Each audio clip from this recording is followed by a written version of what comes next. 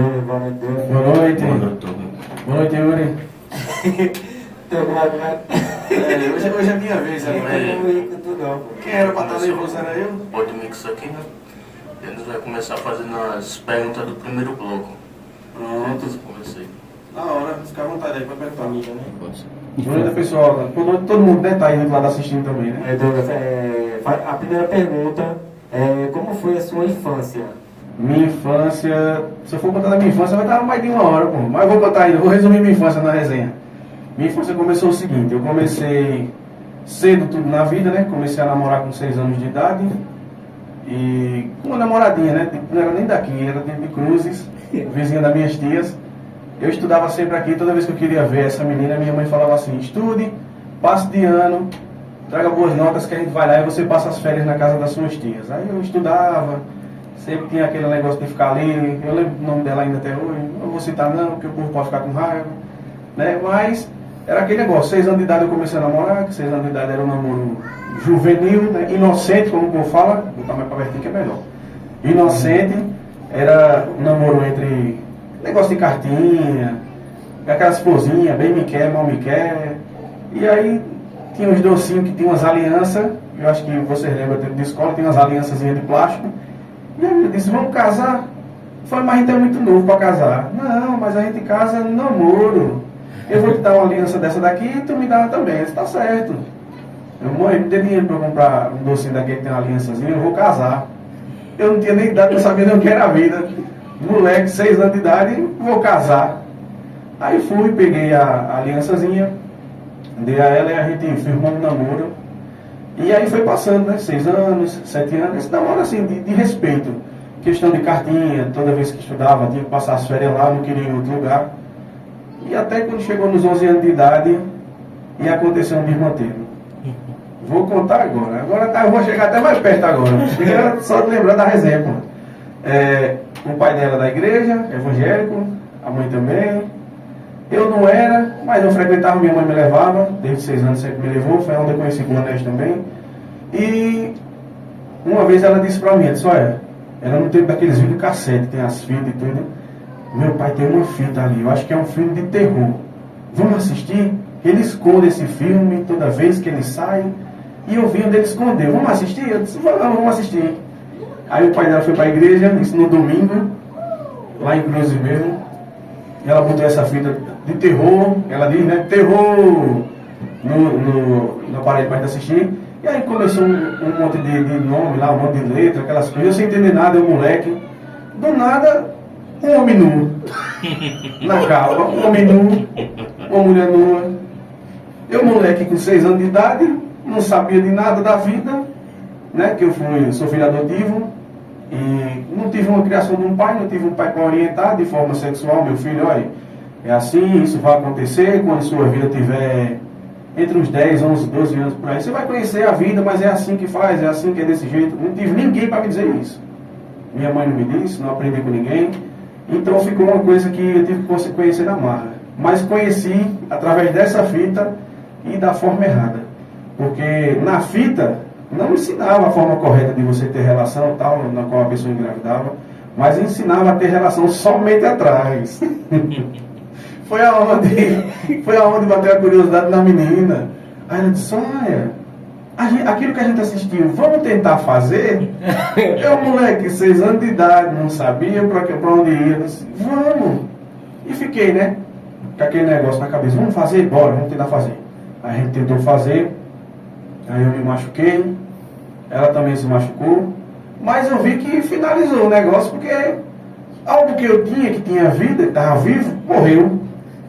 E eu cheguei depois chorando da minha mãe, mãe, meu negócio morreu, mãe, que negócio?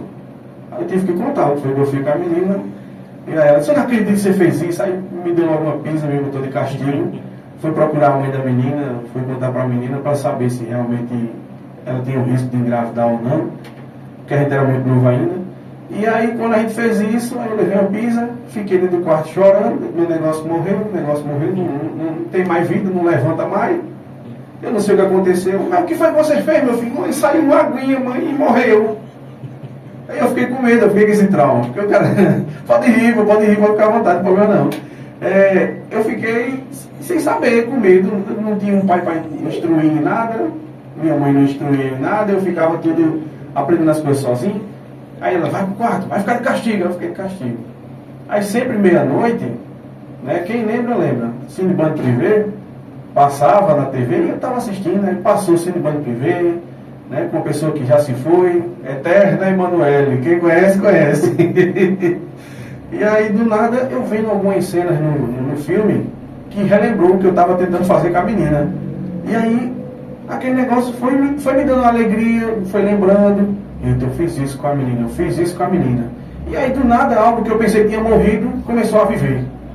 Aí teve vida. Meu Deus, aí eu fui no quarto da minha mãe, meia-noite. Mãe, bati lá. Mãe, tá vivo, meu negócio tá vivo. Que negócio tá vivo, menino? Eu vou pegar a sandália, você vai ver que negócio tá vivo. Aí pronto, aí sobre a minha infância, teve essas resenhas, esses namorinhos de escola, né? Namorei dos 6 até os 11 com essa menina, me perdi com ela dessa forma. Da forma errada, me machuquei ela também. E quando eu completei 15 anos, eu descobri a forma correta, que foi uma professora minha que me ensinou, professora de ciências. Eu era focado muito em ciências, não sei porquê, mas só para descobrir, acho que eu já tinha esse lado de putaria na minha vida. Só para descobrir o corpo da mulher. Eu não queria saber do corpo do homem. Eu sabia que o que eu tinha ficava vivo e morria. Era só isso que eu sabia. Não sabia para onde ia nem nada. Mas a professora disse, olha, eu sei que você tem muito conhecimento nesse negócio, você está focado para estudar. Eu tenho um livro lá em casa. Se você quiser, depois da aula, a gente vai lá e pega. E aí eu fui na casa dessa professora com ela para buscar o livro. Aí ela, entra, meu filho, senta aí, eu já volto. Eu esperando ela voltar com o livro, ela veio de roupão. Aí eu disse, professora, me dê o livro quando dá hora para mim chegar em casa tarde, para minha mãe não me bater. Aí ela disse assim, o livro você vai aprender aqui. Aí abriu o roupão na minha frente. Eu com 15 anos de idade. Tinha visto aquelas coisas quando tinha 11, mas não sabia que com as pessoas mais velhas as coisas eram maiores. Eu pensava que ficava daquele mesmo tamanho que eu tinha visto para sempre, mas não é. Ninguém me disse nada, que eu disse, minha curiosidade sempre na ciência foi estudar para saber o lado oposto, não o meu corpo eu sabia. Sim. E aí a professora me ensinou, eu lembro muito bem como foi, né? Hoje eu tenho 34 anos, mas eu lembro como se eu estivesse nos 15, agora na sala da professora. Ela disse, olha, você nunca viu isso aqui não. Eu disse, já vi já, professora, mas nunca toquei não sei nem para onde vai. Primeiro eu fiquei estranho. Aí eu disse, olha, o menino na escola disse que essas coisas fedem, diz que é feio. Eu não sei como é isso, que tem dente, professor, isso vai me morder. E ela, não, é tudo conversa, isso é mentira. Eu vou dizer a você como é, vem cá. Tem dente. Cadê seu negocinho? Está aqui, professor. Bota ele para fora. Aí eu botei, eu pensando que até ia ser leve as histórias comigo, mas eu estou falando a verdade, do que eu vivi. Aí fui, botei para fora, ela disse, pronto, tá vindo aqui? Eu disse, estou. Ela, vem cá. Aí eu fui.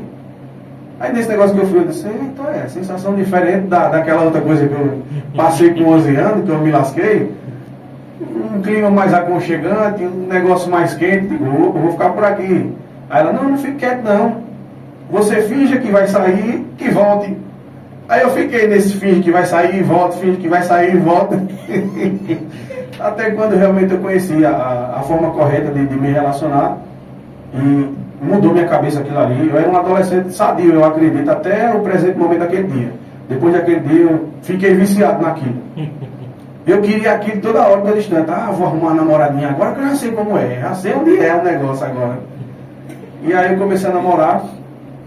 Aí namorei uma semana com a menina da escola, mas a gente não chegou nisso, que o tempo antigamente era de ficar, era mais ficar do que namorar.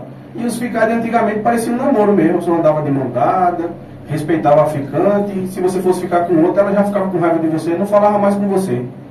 Aí eu fui, né, terminei o namoro, estava estudando eu e Raul, na 6ª série ainda no Maria de Lourdes.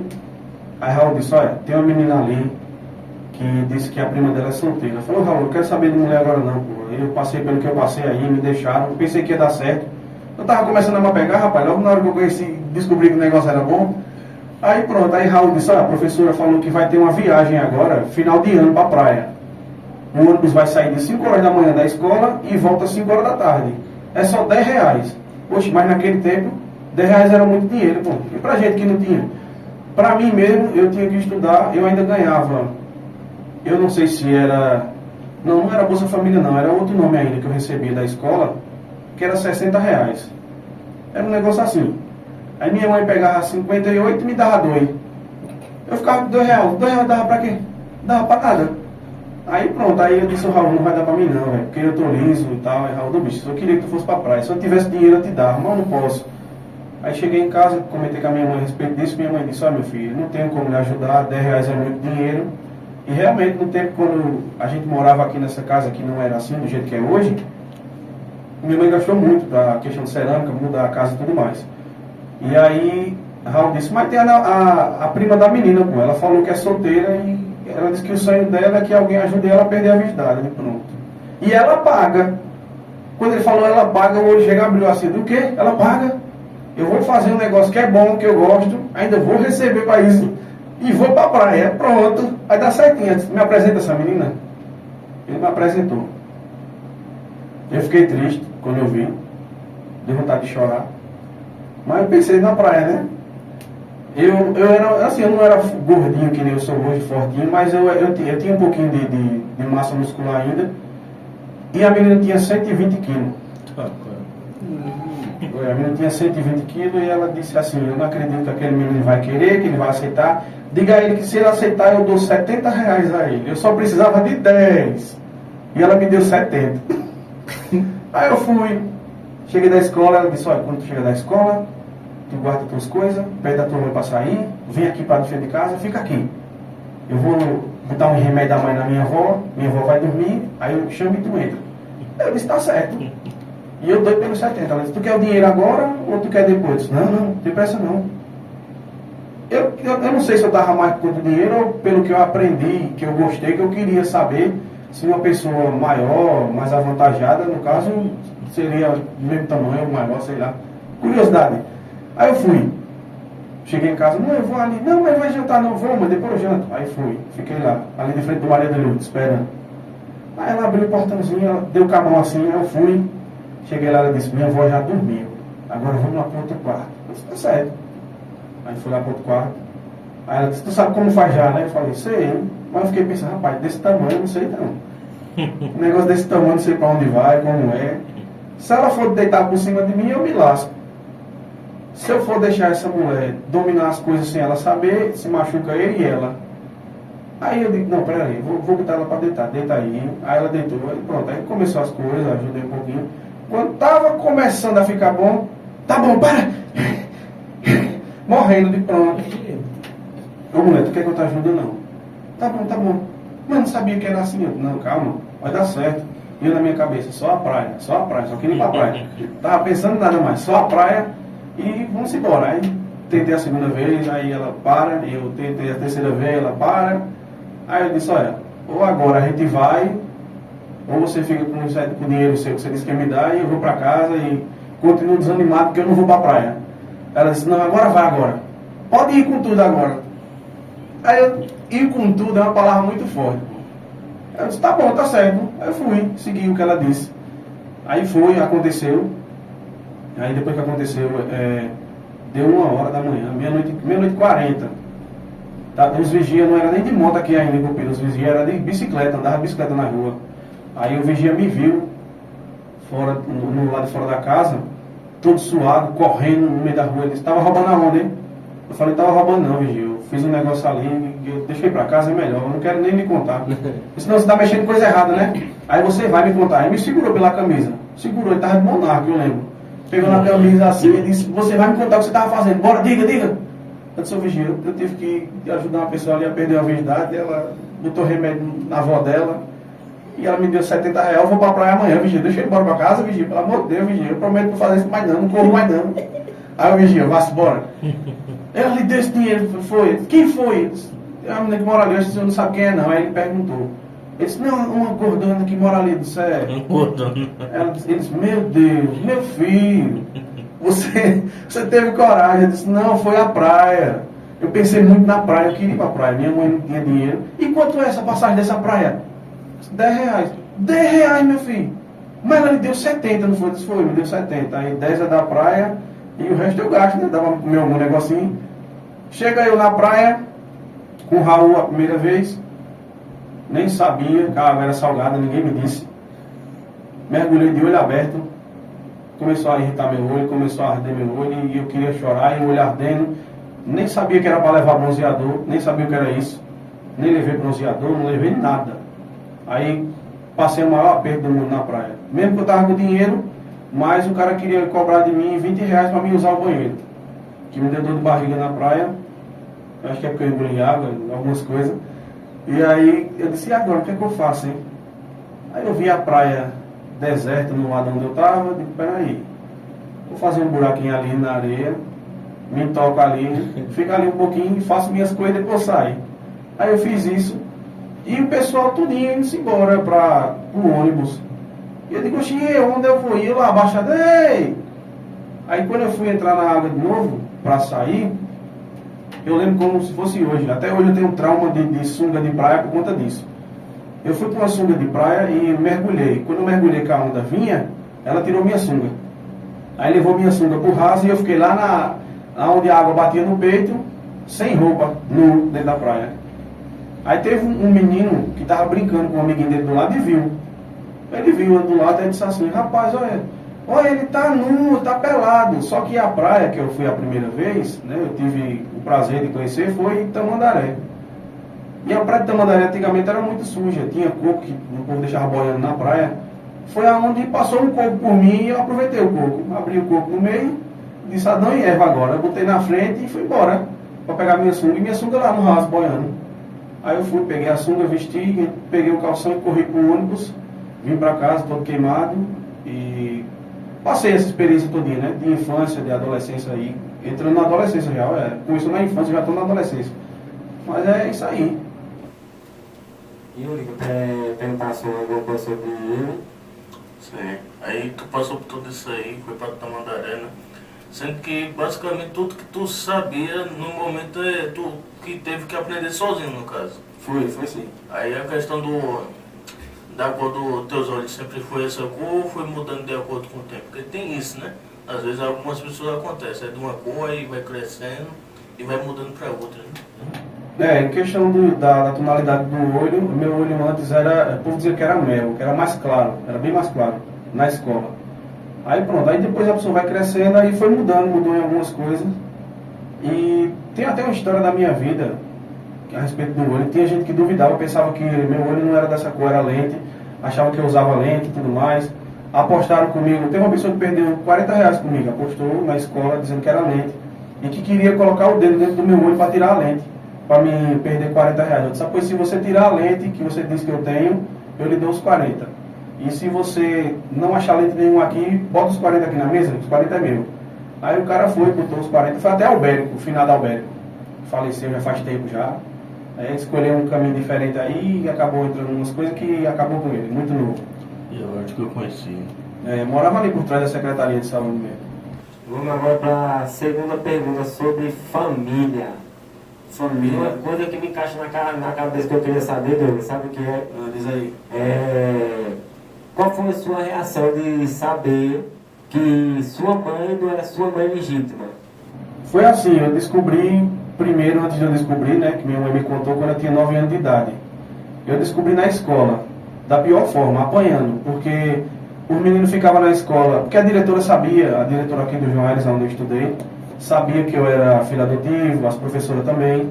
E aí os alunos que escutaram isso, sabendo que eu não tinha pai e tudo mais, começaram a me chamar na escola de bastardo, de adotado, e eu ainda não sabia o que era isso, o que significava isso, ser adotado, ser um bastardo que neles falavam. E eu achava que aquilo era um palavrão. Aí eu arrumava briga com os meninos da escola, aí se juntava 2, 3 meninos e me batia, quebrava meus dentes, eu chegava em casa sem os dentes, com a farda da escola suja, que a farda era branca, e chegava em casa antes de contar a minha mãe, apanhava da minha mãe também, porque eu sujei a farda, porque eu estava arrumando confusão na escola, até quando eu viesse contar. Quando completou 9 anos de idade, eu lembro como se fosse hoje, foi numa terça-feira. Eu cheguei aqui em casa, na mesa da cozinha, antes do almoço, minha mãe falou assim, senta aqui, eu quero conversar com você. Falei, diga mãe, pode falar. Aí ela disse, eu tenho um negócio para lhe dizer, mas eu não quero que você ache que eu sou uma pessoa ruim, que eu não gosto de você. Eu disse, tá bom mãe, diga, você precisa saber, eu vou lhe contar. Aí ela me disse, você é adotado, quando você nasceu sua mãe lhe deu para adoção, você chegou para mim com 6 dias de nascido, mas antes de você chegar até mim, você passou na mão de 5 famílias. E aquela coisa, a minha reação, já respondendo o que eles perguntou, o que é que eu achava a respeito disso, foi somente chorar. Eu chorei não por questão de não gostar de ter ouvido isso, mas eu chorei, chorei como forma de agradecimento por ela ter sido a pessoa, por mais que eu passei por 5 famílias, e ter me adotado e ter me criado, né? Tá me criando ali, me educando, me colocando na escola. Então eu chorei por isso. Foi minha forma de agradecimento, foi essa, foi chorar, abraçar ela, ficou tudo em paz e almocei junto com ela. Foi isso, a minha reação foi chorar. Eu tive o baque primeiro, por saber que eu tinha, por ser tão novo, né, inocente, tinha passado na mão de 5 famílias que me pegavam hoje, a primeira soltava no outro dia, outra dizia que não tinha condição de criar, e aí saía passando. E aí quando ela me pegou para criar, já era com 6 dias de nascido. E ela tinha um restaurante aqui em Papá, na rodoviária, que quando ela começou a tratar de mim, que quando eu cheguei para ela, eu não cheguei da forma que eu estou hoje. Ninguém sabia a cor do meu olho, sabia se eu estava vivo, só sabia que eu estava vivo por conta que os olhos eram fechados e a boca vivia sempre aberta e só o negocinho da garganta mexendo lá no fundo para dizer que eu estava vivo. E aí ela cuidou de mim, me internou, o médico foi tomando conta de mim, depois que eu saí, tive alta, tentaram me roubar dela ainda umas 3, 4 vezes, no qual ela já pegou também as pessoas comigo já no carro, dando partida no carro para ir embora. A polícia também já pegou várias vezes e foi desse jeito, minha reação foi essa. E tu já pensasse como tu seria hoje, se não fosse tua mãe tivesse criado? Já pensei. E até a resposta para isso eu tenho também, a mesma resposta que eu dou para todo mundo. Eu acredito que se a minha mãe não tivesse me criado hoje, e eu tivesse sido criado por outra pessoa, eu tinha seguido o que a minha mãe de sangue, ela é, o que ela faz. Porque quando eu vim entender a minha história, do que aconteceu comigo, foi exatamente quando eu completei 27 anos. Eu cheguei a entender o seguinte: eu cresci, eu não fui uma criança assim, tão normal como as pessoas acham. Eu cresci tendo um amiguinho imaginário. Que para minha mãe era um amiguinho imaginário, para qualquer pessoa da minha família era um amiguinho imaginário. E esse amiguinho imaginário que eles achavam, eu moleque, criança, 3, 4 anos, até a idade de 27 para mim descobrir o que era, não era um amiguinho imaginário. Eu jogava bolinha para ele jogava bolinha para mim. Às vezes quando eu ia fazer uma coisa de errado, ou que eu ia me machucar, tipo, ele tomava a frente, não deixava me machucar, avisava que não era para me fazer. E aí quando eu completei 27 anos, que eu comecei desde os 13, desde os 12, a gostar de música, eu disse, não, a partir dos 13 anos eu vou querer ser DJ. Eu chegava para minha mãe, olha, eu tenho um sonho de ser DJ e eu queria ver se tinha como a gente comprar os equipamentos. A senhora podia me dar? Eu não sabia, não tinha noção de preço naquele tempo. E era muito caro e não existia essa vantagem de marca, esse leque de marcas que tem hoje. Né? Só tinha Pioneer, que realmente era o mais caro, sempre foi. Aí eu cheguei para minha mãe e falei, mãe, eu queria esse equipamento aqui. E quando eu e minha mãe foi pesquisar, estava mais de 5 mil reais. E minha mãe, meu filho, isso é muito dinheiro, isso não é uma coisa fácil. E às vezes eu ficava aborrecido com ela porque eu achava que era pouco, mas ela não queria me dar. E aí mesmo assim, eu disse, não, eu vejo pessoas crescendo sendo DJ sem precisar de equipamento agora, começa do zero, do baixo, para depois chegar no equipamento. Foi aonde eu comecei a frequentar o Cyber, daqui de Cupira, frequentei várias vezes, Rede Veloz e outros que tinha aqui, e aí descobri um programinha chamado Virtual DJ. Foi aonde eu me apaixonei pelo programa, comecei a mexer nele, pedi dinheiro à minha mãe, às vezes, deixava de merenda na escola para segurar o dinheiro para mexer no Cyber. Estava viciado naquilo, eu queria entender como funcionava, como mexia, onde apertava o play, pausa, onde gravava. E aí quando eu dominei esse programa, eu comecei a pegar notebook emprestado com alguns amigos para fazer festa, e fazia festinha, baratinho ali, mas dava o dinheirinho do menino que me prestou o notebook. Foi quando eu completei 27 anos, fui fazer a festa dos estudantes do Maria de Lourdes, que na volta, eu saí de lá do Maria de Lourdes, era meia-noite. Na volta, eu vim aquela famosa rua ali de Luz do Bar.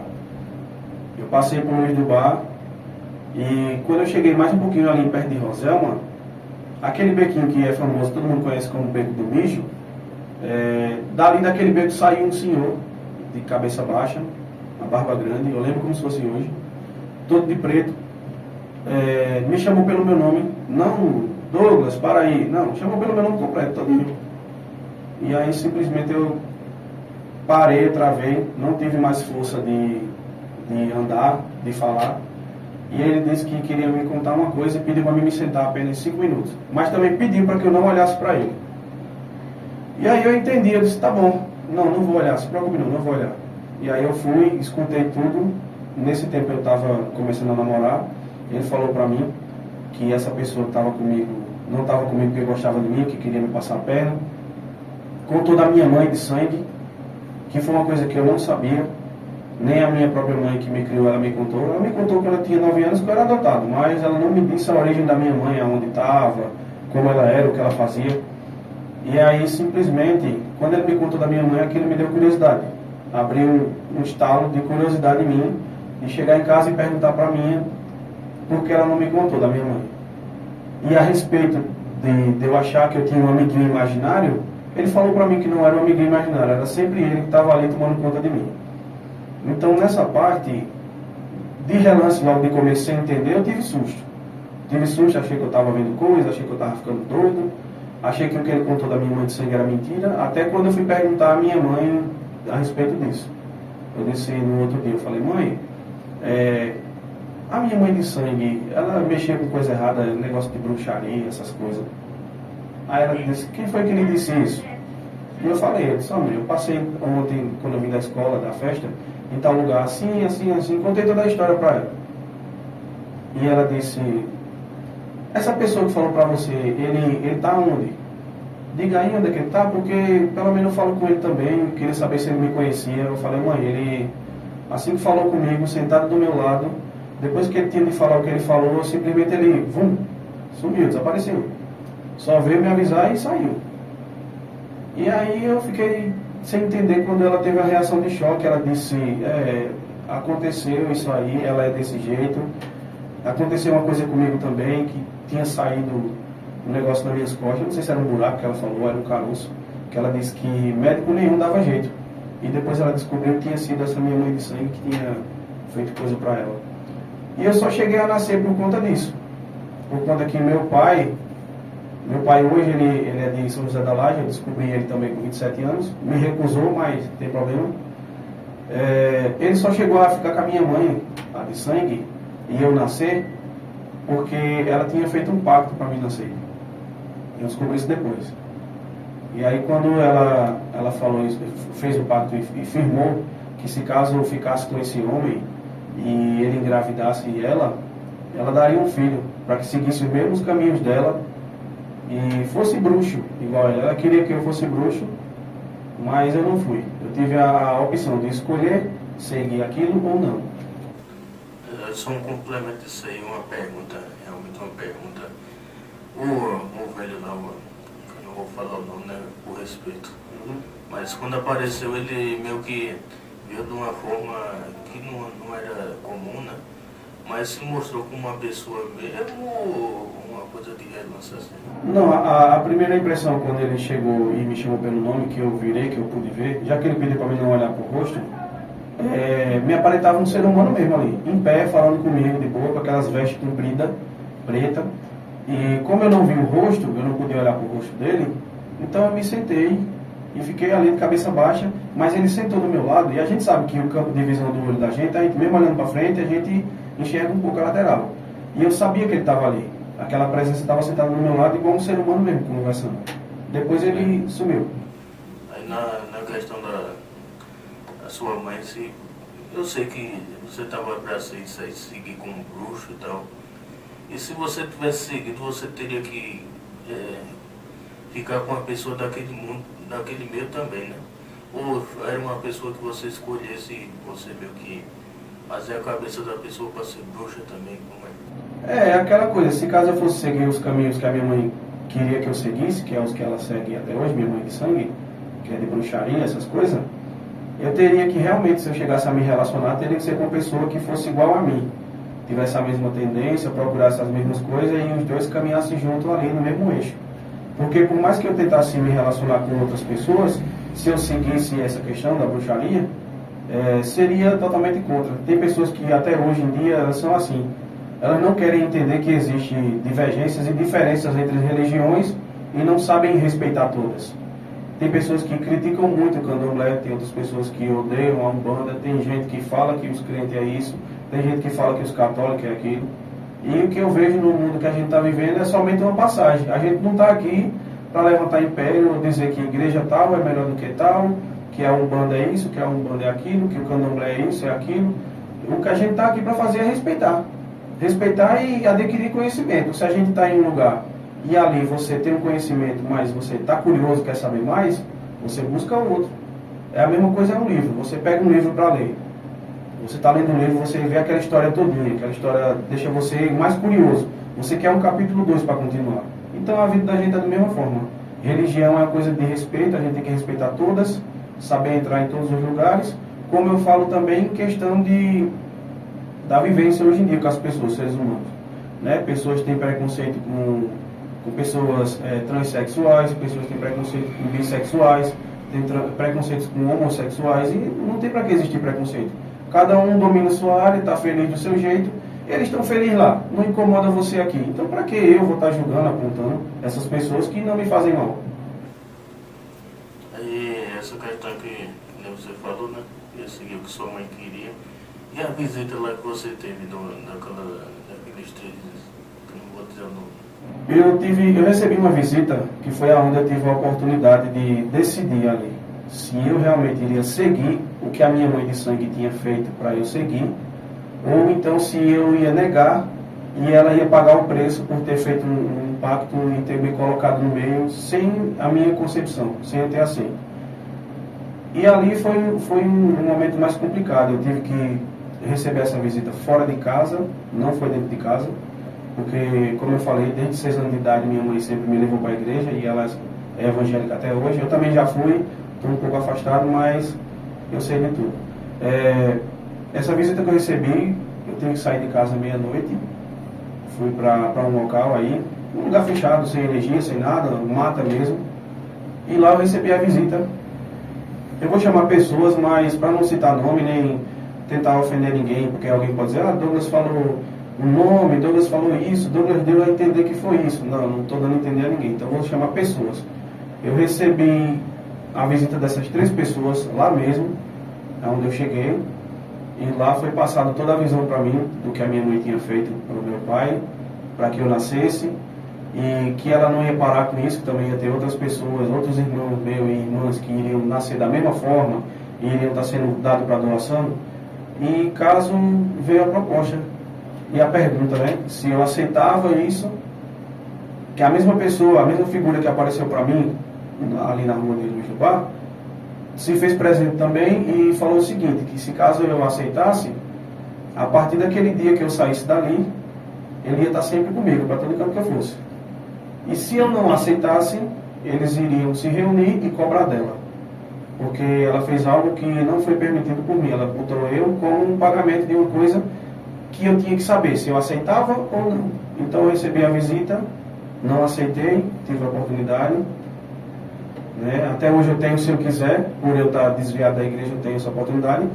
Mas eu escolho ainda não aceitar, por conta de respeitar todas as religiões. E se eu focar somente em ficar em um lugar, em um local, mesmo às vezes a gente sabendo que o ser humano ele é falho, eu posso chegar a ser falho também e acabar, tipo, que nem ela, igual minha mãe. Ela sempre está fazendo coisa, minha mãe de sangue, ela sempre está fazendo coisa para tentar me derrubar. E sempre que ela tenta fazer, eu sei quando ela fez, porque eu sou avisado.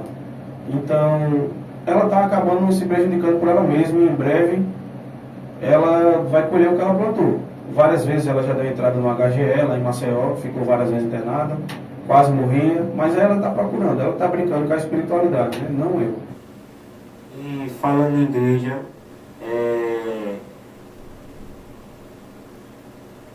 tu tem ali a vontade de voltar para a igreja tudo que você começou para retornar tudo de novo?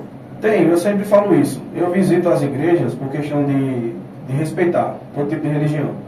Da mesma forma que se alguém dissesse assim, Douglas, olha, eu tenho um terreiro aqui em casa, tu pode fazer uma visita? Tu vem aqui visitar? Eu vou visitar. Eu indo no terreiro, eu indo na igreja, eu indo em qualquer outro lugar, isso não vai me tornar melhor nem pior do que ninguém. Porque todo mundo aqui é igual. O único perfeito que passou pela terra nem agradou a todos. E ainda até hoje pessoas julgam ele e tem outras que não acreditam nele. Então o que é que acontece? Eu tenho a questão do temor ainda, mesmo estando afastado, eu tenho esse temor. Que é quando você tem um temor de Deus, de você dizer assim, nossa, Deus está cada dia está mais próximo e eu estou distante dele. Se ele chegar hoje a dizer assim, eu vou recolher meu povo e a terra fica para quem quiser, eu sei que do jeito que eu estou eu vou ficar. Mas o bom de eu ter um temor é isso. A vontade de voltar a congregar de novo, estar ali junto com os irmãos e tudo mais, eu quero ter que venha de mim. Eu não quero ter que venha de outras pessoas. Como muitas vezes eu estou na rua, passa uma irmã e diz assim, Jesus tem um plano na sua vida, por que você não volta? Muitas vezes eu escuto isso direto das pessoas, as pessoas que querem ganhar almas, né? Que no caso é o papel delas mesmo. Está chamando você, está convidando, querem levar você para lá para dentro.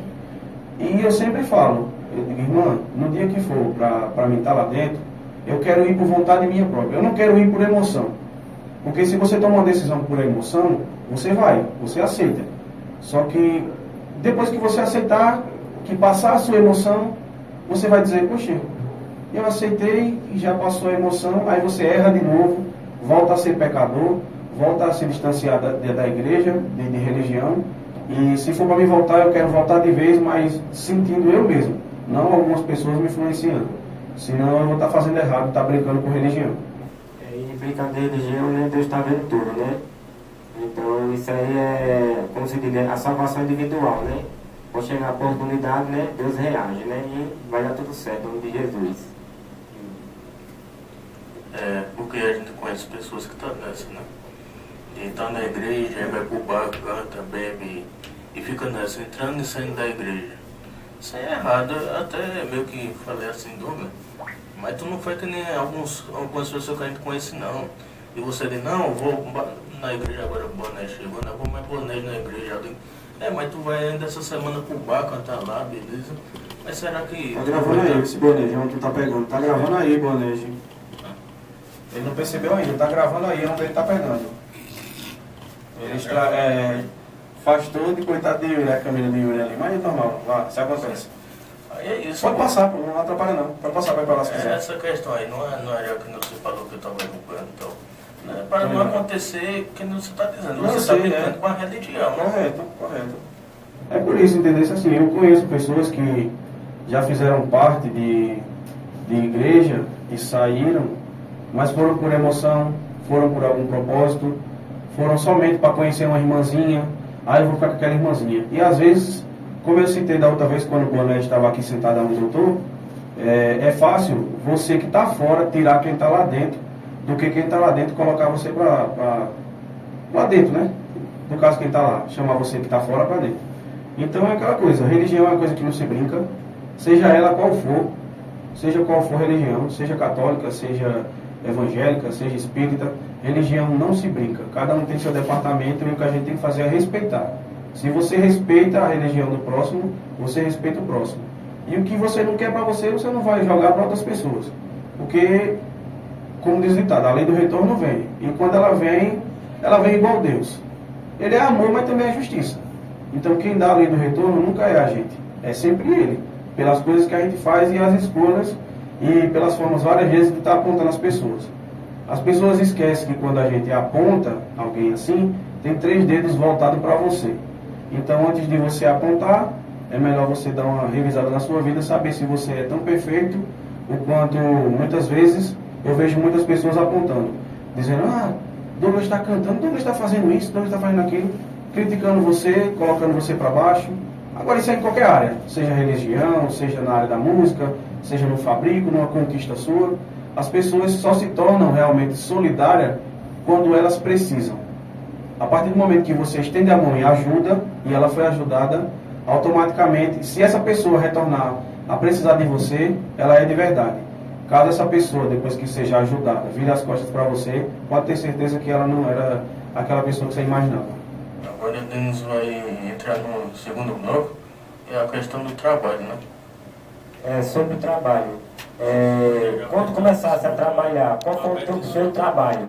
Meu primeiro trabalho foi um curso. Começou de novo? Foi um curso, foi. Eu lembro como se fosse hoje. Aperta de novo. Eu comecei a pensar, eu disse assim, o que é que eu vou fazer da minha vida? Quando eu cresci, como eu disse, a partir dos 12 eu queria ser DJ de todo jeito, queria mexer na música, trabalhar com música. E para muitas pessoas isso não dava futuro, principalmente para minha mãe. Minha mãe nunca me apoiou nisso, disse que isso é sem futuro, não dá futuro.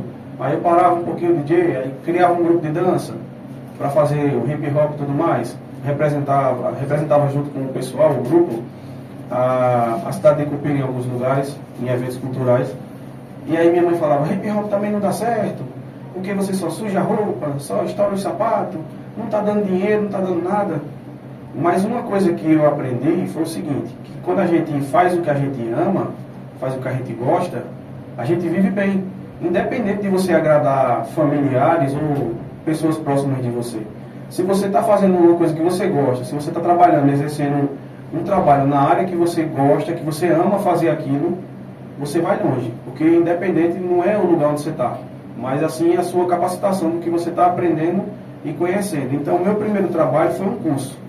Eu fiz um curso primeiro, né, participei do curso do ASA do Ensino Especializado Pré-Militar, que é do Recife. Eles vieram para Cupira e deram uma palestra no Pedro Alves, e aí simplesmente ofereceram um curso, falaram questão de valores e tudo mais. E aí eu ingressei no ASA, fiz o curso, né, finalizando o curso de ASA, saindo já como reconhecido como SD, por conta da questão do treinamento e tudo mais. Foi quando eu puxei um lado paterno também sem saber. Não sabia que meu pai já foi do Exército e eu cresci também moleque com essa vontade de servir ao Exército. Foi quando eu simplesmente cheguei a ir ao Recife e tudo mais, participar de quartéis e essas coisas, até ser afastado. Então, a área militar para mim sempre foi uma coisa de respeito. Por mais que a gente saiba que nem todas as pessoas elas têm respeito, sejam corruptas e tudo mais, mas a área militar para mim sempre foi uma área de honra, de respeito. E eu sempre via isso também molequinho, amizade com o boné da igreja, quando o irmão Peron, ele tá aqui mandando bem, safado. Quando o irmão Peron, muitas vezes eu vi o irmão Peron de farda, aquilo ali dizia, rapaz, se remete muito à figura de um pai que eu queria ter. A figura paterna de um pai assim, sabe, protetor, que tanto seja um cara protetor na família, quanto protetor da sociedade. Então, para mim, a área militar é tudo. Meu primeiro trabalho foi esse curso, respondendo aí o que Denis me perguntou. Pronto, aí questão de trabalho foi isso aí, né? Mas, assim, a questão de segurança, tudo começou já nesse treinamento do ASA ou como foi? Naquela época lá que eu conheci tu já tinha feito esse negócio de segurança ou treinamento do ASA ou não? Não. A questão da segurança veio depois. Eu fiz o ASA primeiro, aqui em Cupira, que foi feita a inscrição e tudo mais. Eu ficava indo direto para Caruaru, para o Fafica. Foi feito lá, o treinamento do ASA foi na Fafica, em Caruaru. Finalizando o ASA, eu já saí com a questão do certificado bonitinho e tal, aprendizado de tudo. E quase incluso de imediato na área militar. Mas para isso eu tinha muitas coisas ainda pendentes para resolver. Questão de estudo, questão de... que é isso? Não, nada. Questão de estudo, questão de proximidade, mais conhecimento na área militar, né? E oportunidade. Aí o que é que acontece? Aí surgiu a área de segurança. Eu disse, não quero ser um segurança qualquer. Eu quero trabalhar na área privada. Eu não vou ser um vigia de rua. Eu não quero ser um porteiro agora, apesar que o curso de porteiro é muito bom, eu fiz também, tenho certificado também até hoje. E eu fui e comecei a primeiro querer ser CAC. Me veio uma paixão por arma, digo, agora é arma. Peguei minha primeira soft, pronto, agora eu vou dar tiro até não querer mais. Peguei, atirei mesmo até quebrar a arma. E aí eu disse, não, agora eu vou ser CAC. Aí em Caruaru tinha um CTA, que funcionava em frente ao Terminal Leste. Antes do CTA fechar, eu estava fazendo treinamento no CTA. Todo final de semana eu ia lá, dava uns tirinhos para desestressar. Durante o período que eu morei em Caruaru também, eu estava frequentando o CTA, né? Aí fui presenteado pelo pessoal do CTA, quando eu estava começando a fazer os cursos para ser CAC, com um boné, com uma camisa. E aí eu ingressei naquilo, eu disse, não, vou fazer primeiro o negócio de CAC, vou tirar meu porte, vou fazer a aposta e tudo mais, depois eu compro uma arma, se eu quiser, beleza, depois aparece esse poder. Tu é safado, tu vem e corre. Eu sei pra onde, eu sei quando você vai. Vou dizer aqui não porque ele tá gravando. Mas é aquela coisa, aí eu comecei dali. Comecei do CTA, do clube de tiro, atirando, conhecendo os calibres, munição e tudo mais, aí depois disse, não, agora eu vou focar na segurança. Aí teve um cursinho em Caruaru da segurança privada, que foi até pela Protege, que é aquela empresa dos carros fortes, que é a maioria da galera que faz o curso de vigilante, eles vão para a Protege, ou Protege ou Prosegur, e aí eu fui para esse cursinho básico de segurança, aí deram um certificadozinho de participação também, eu fui lá, participei, aquilo ali me abriu os caminhos, pronto, a partir de hoje eu vou trabalhar de segurança então, se eu tenho conhecimento na arma, tenho conhecimento nas coisas, vou fazer um negócio. Para mim não estar trabalhando somente de segurança, só por usar uma farda, vou começar a estudar mais, vou focar na lei. O que pode usar, o que não pode, como pode, aonde pode. E aí eu fiz isso. Estudei bastante questão de direito, algumas coisas de leis, e a lei de segurança privada, tenho hoje ainda também, inclusive, algumas coisas aí, de lei de segurança privada. E aí eu comecei a trabalhar de segurança. A minha primeira festa, eu lembro, foi aqui em Cupira, eu trabalhei de segurança, né? As pessoas que me conheciam diziam, oxe, mas tu não era DJ? Aí tinha gente que falava, oxe, mas tu não dançava hip hop? Ah, agora tu já é segurança. Na vida, segurança é que nem andar bicicleta. Você parar, você cai. Você tenta num lado, tenta no outro, e a vida é feita pra gente tentar. Então eu comecei assim, eu comecei minha paixão pela área da segurança. Depois que eu finalizei o curso do ASA, que eu fui para o CTA, e do CTA eu disse, agora eu quero segurança privada. E estou até hoje. Então sempre é bom, né? Aprender de um a pouco, né? Para ficar bem informado, né? Agora vamos para a segunda pergunta. Sobre namoro. Qual foi sua reação quando você namorou a primeira vez? Foi igual eu citei, né? Eu comecei citando aqui que foi um namoro de criança, uma coisa infantil. Que eu tinha 6 anos de idade, a menina tinha 7.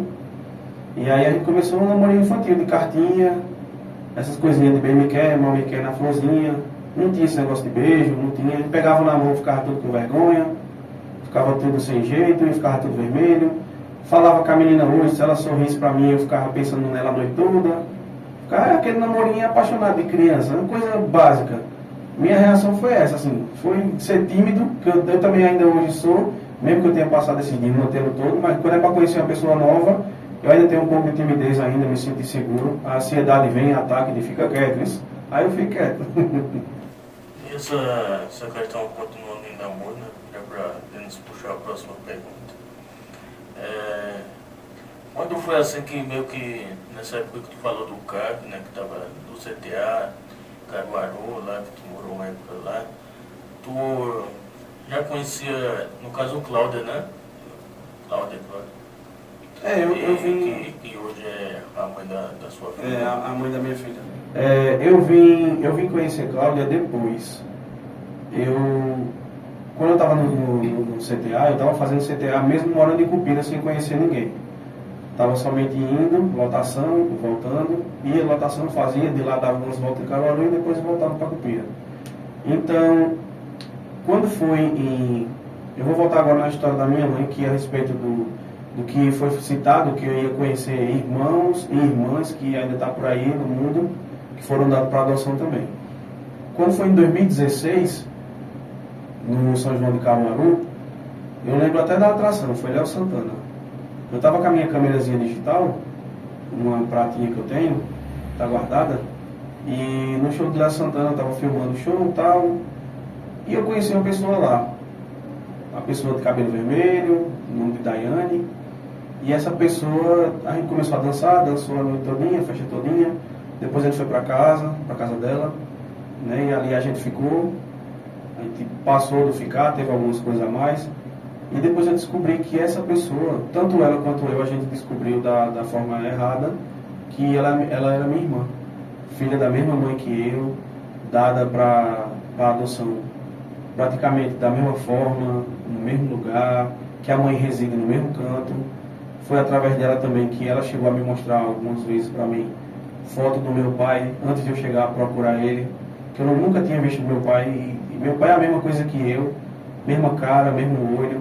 Eu não puxei a minha mãe de sangue, ela é morena, morena mesmo, da pele escura. E eu puxei a meu pai. Aí pronto, foi onde eu passei a conviver. Caruaru, direto para mim, era o forte por conta do CTA. A questão dessa essa moça aí, você já conhece outros irmãos também através disso aí ou não? Não, irmão ainda não. Irmão não tive a honra de conhecer não. Eu conheci ela porque foi um envolvimento numa festa e aí depois a gente parou para conversar um pouco da história da vida e bateu a história que a gente, filho da mesma mãe e tudo mais, e depois, inclusive a gente é até afastado até hoje. Desde quando a gente descobriu que eram irmãos, nem ela quis ficar próxima de mim, nem eu. Por conta do constrangimento que a gente teve em ter ficado, ter tido relação e tudo mais, sem saber. Aí nessa questão aí, então todos que foram junto contigo, irmão, foram prometidos ao velho também? Algumas pessoas sim, outras não. Outras foi dada por adoção por safadeza da minha mãe de sangue. Mas a maioria dos outros filhos dela sim, foi prometido para alguma coisa e dada para adoção. Inclusive depois que eu descobri que essa irmã minha de sangue, ela hoje ela é lésbica. Porque ela disse que se descobriu depois, que ela disse que sentiu algo dentro dela e essas coisas. E eu respeito ela por conta da questão da religião também. Que ela nasceu oferecida, prometida para outra coisa e ela está seguindo esse lado. É totalmente diferente do meu. Eu não quis seguir, mas ela está seguindo. Aí Denis vai puxar a última pergunta do segundo bloco, arrependimento. Tem alguma coisa que você se arrepende até hoje, que te machuca, esteja pensativo? Eu passei por um arrependimento na minha vida. Foi um só mesmo, foi. Que toda vez que eu lembro desse arrependimento, que eu já cheguei a me desculpar com uma pessoa que eu fiz isso, já cheguei a pedir perdão. Mas é que nem Denis estava falando aqui. Parece que quando a gente erra, que a gente vai até a pessoa e você conversa, você se arrepende, você me perdoa, a pessoa é perdoada. Mesmo assim, parece que fica aquela dor ainda de você. E é uma pergunta que fica frequente. Rapaz, por que eu fiz isso? Foi com a minha mãe. Teve um tempo da minha vida que eu sei que minha mãe lembra disso. Às vezes, eu não sei se era por falta de atenção e carinho dela comigo, que eu não tive, né, que eu não fui criado aquele filho ganhando abracinho, cheirinho, mamãe te ama. Não fui criado assim, fui criado vazio sem isso. Né? Assistência eu tive e tudo mais, a criação foi top, foi boa, né? Mas a questão amorosa eu não fui assim. Já eu me criei, cresci e sou assim até hoje. Eu sou desse jeito, amoroso, carinhoso demais. Então eu tenho demais para dar e eu queria isso, receber isso e não recebi. E por muitas vezes eu sei que eu magoei minha mãe várias vezes em dizer para ela, na cara dela, que ela não era minha mãe. Então o arrependimento que eu tive na minha vida foi esse, de muitas vezes ter falado isso na cara dela e ver ela virar as costas, entrar no quarto, começar a chorar, ou então chamar minha irmã e entrar no quarto e dizer assim, ele falou que eu não era a mãe dele, ele falou isso me magoou, e eu vi que eu magoei ela.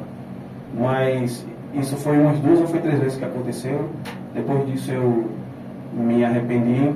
E teve outro também, teve outro arrependimento, lembrei. Que foi em fase de minha adolescência mesmo, que eu cheguei também a dizer na minha vida que eu não acreditava em Deus. Que eu estava querendo ser ateu daquele dia ali. Então foi esse de arrependimento. Então é porque você fica pensativo, é porque o arrependimento verdadeiro, dentro da gente, a gente fica machucado. A gente ainda tem essa marca aí. Isso é complicado, né? Porque você ainda teve tempo de se arrepender, né? Sua mãe ainda é viva e cada vez que passa vai ficando difícil. Né? Você vai vendo que está perdendo mais ou tal. E você meio que se arrependeu a tempo. E se você só se arrependesse depois dele? Poderia ser um sentimento aí de culpa para sempre. Verdade. Mas não tem nenhum outro arrependimento? Uma Não. pessoa que você conheceu, que você não esperava que fosse fazer alguma coisa com você para lhe atrapalhar de alguma forma, lhe iludir, tentar deixar você com esse sentimento de como se fosse um vazio, que você sempre vai ter essa ressalva de conhecer uma pessoa, por exemplo. Foi aquela coisa, assim, quando eu cheguei a conhecer a mãe da minha filha, eu já vinha de relacionamentos errados no passado, já vinha de 2 anos de depressão, 2 anos para baixo, porque antes de conhecer a mãe da minha filha, eu tentei viver também e tentei construir uma família, que sempre foi o meu sonho. Então, quando uma pessoa que eu estava convivendo com ela, lá em União dos Palmares, quando eu morava lá, chegou a engravidar, e essa pessoa já estava me dando esperança que eu ia ser pai, que eu ia ter uma família. Então eu me apeguei muito àquilo, àquele sentimento, e do nada ela ouviu umas amigas dela e disse que quando ela tivesse a criança, ela iria ficar feia e que eu não ia querer ela mais. E aí ela foi e abortou. Aí a criança, além de ter sido abortada, desceu na privada da minha casa. Então foi uma cena que eu presenciei que eu não gostei, que a minha reação foi simplesmente correr em direção da privada e me ajoelhar lá e começar a chorar, porque eu não consegui pegar alguém que ali caiu e não sabia se podia salvar também, se dava para recuperar. Mas assim, a partir do momento que ela fez aquilo, ela acabou comigo também, me ferindo.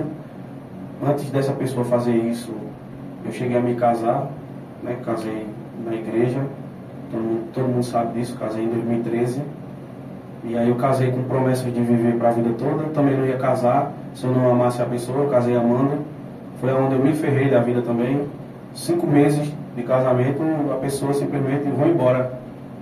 Me abandonou, disse que não estava pronta para casar e afirmou isso para os familiares, no qual os familiares foram buscar ela. E eu fiquei com a pancada. Nesse tempo eu estava com a perna engessada, que eu tinha quebrado a parte de baixo do pé direito no acidente. E fiquei em casa, perna engessada. Ela disse que ia embora.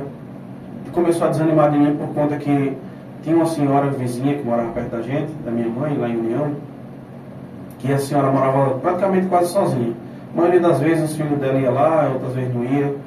E a gente sempre foi de ser receptivo com as pessoas. Fazer um pratinho, eita, vamos oferecer ao vizinho, à vizinha, ver se eles querem. E a gente sabia que essa senhora era bondosa, que ela demonstrou desde a primeira vez quando a gente chegou lá, total assistência a gente. Vocês estão precisando de alguma coisa? Vocês vão gostar daqui? Vocês são da onde? E aí ela se tornou uma melhor amiga pra gente. Então, nesse dia, eu lembro como se fosse hoje, eu fiz pipoca. Quer dizer, eu pedi, né, primeiro, eu pedi para fazer pipoca. Eu disse, a pessoa que eu tinha casado, eu disse, faz uma pipoca pra gente aí, que eu tô com a perna desse jeito, pra mim me levantar do sofá. Ela fez, vá lá e faça. E aí eu fui e fiz. Aquilo me machucou, mas eu fui lá e fiz a pipoca. Peguei uma bacinha da pipoca e levei até a vizinha, de 75 anos, né, senhora, que morava sozinha, estava ali sozinha. E aí ela agradeceu, lembro até do nome dela até hoje, Dona Fátima, agradeceu pela pipoca, ficou muito feliz e tudo mais.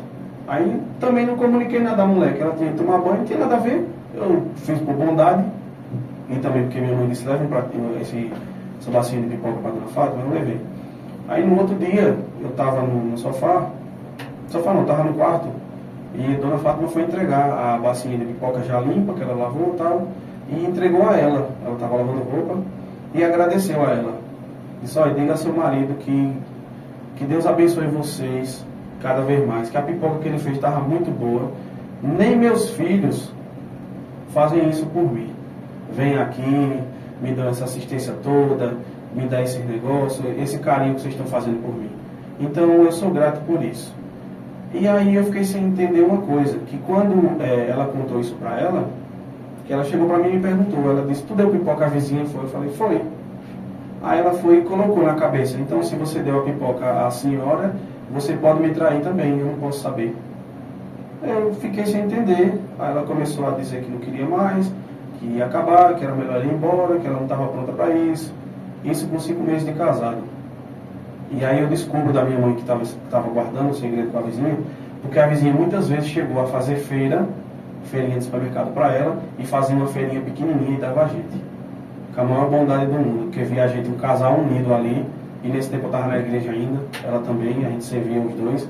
Eu era auxiliar na igreja, sentava ali do lado do pastor, trabalhava, fazia as coisas, e ela cantora. Aí, e também desempregado, por conta que a gente chegou em Alagoas, eu não conhecia nada em Alagoas, não tinha como arrumar um serviço, sem eu saber andar, sem saber as casas.